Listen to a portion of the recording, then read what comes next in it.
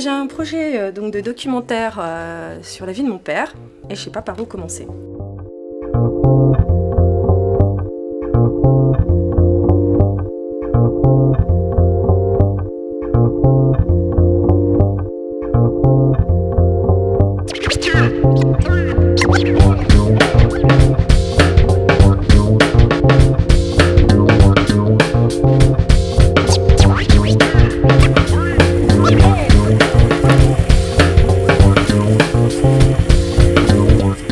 Il y a pas mal de gens qui font une formation pour apprendre à servir du matériel et puis après ils se lancent.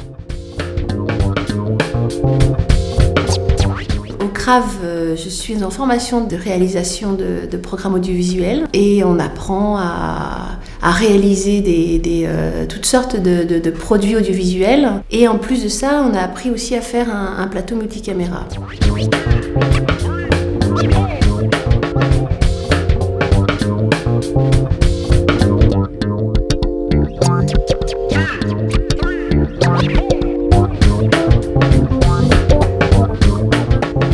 Ce qui est intéressant dans cette formation, c'est qu'on est en contact avec des professionnels de la région et qu'en sortie de formation, on risque de travailler avec eux. Tout ce qu'on a envie, c'est de réaliser. Et donc pour ça, il nous faut une base et une base de production. On a créé une association. Le CRAV possède un secteur associatif qui justement aide à cofinancer les courts-métrages et permet aussi d'accéder à leur parc de matériel. C'est-à-dire qu'on a un matériel de très bonne qualité à des prix très très compétitifs.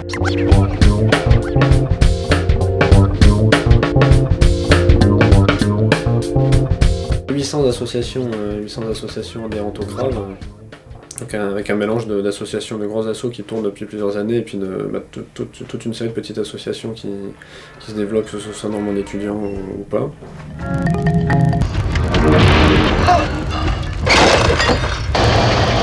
Pour moi, c'est essentiel en tant que plasticien de pouvoir aller voir un organisme qui me donne un coup de main sur une création libre.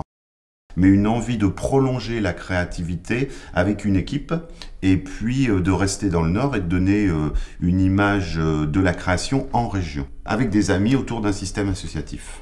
Tiens, mais c'est ce vieux Blake. Comment vas-tu, vieille canaille? J'aurais dû me douter que cette vieille crapule de Ratlave était dans le coup.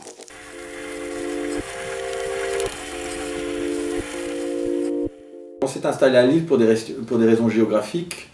Zorn Production a un réseau de coproducteurs en Europe, notamment en Belgique, en Angleterre et aux Pays-Bas, et il se trouvait que cette région était idéalement placée par rapport à ses partenaires. D'autre part, la politique qu'elle mène en termes de soutien et d'accompagnement des sociétés de production nous collait particulièrement bien. Le CRAV est assez fondamental à plusieurs niveaux. D'une part pour les auteurs que je développe qui sont de la région. C'est très important que la région les soutienne si je veux leur donner une crédibilité quand je sors des frontières pour aller chercher de l'argent pour leurs projets ailleurs. Et dans un deuxième temps, j'arrive avec des projets d'autres régions et qui ont déjà du financement d'extérieur et je demande au CRAV d'abonder dans ce financement pour me permettre d'embaucher une partie d'équipe de la région.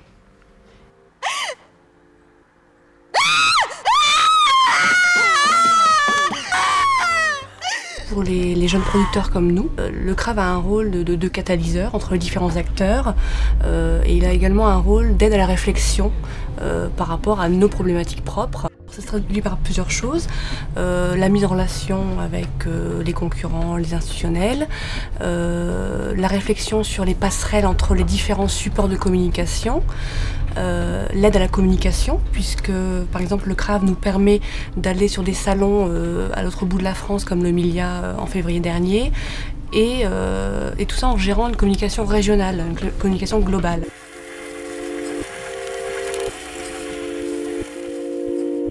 sans la commission du film, sans les aides à l'écriture, finalement, il y a plein de productions qui ne viendraient pas s'embêter à tourner dans le Nord. C'est aussi une histoire économique. Et donc s'il n'y avait pas le CRAV, s'il n'y avait plus les commissions d'attribution et d'aide, forcément il y aurait beaucoup moins de tournage. Beaucoup moins d'argent, beaucoup moins de possibilités d'embauche. J'ai été contacté par des gens du CRAV qui m'ont mis en relation avec des réalisateurs. Hey, buongiorno. Si, c'est votre femme m'a demandé de venir réparer la machine ce matin. Si, ma rien de grave. Une petite minute è finito. Je devais jouer un plombier italien, enfin qui draguait toutes les nanas du quartier. Ouais. C'est bien d'avoir un lieu qui réunit les gens pour partager une réflexion et partager une profession.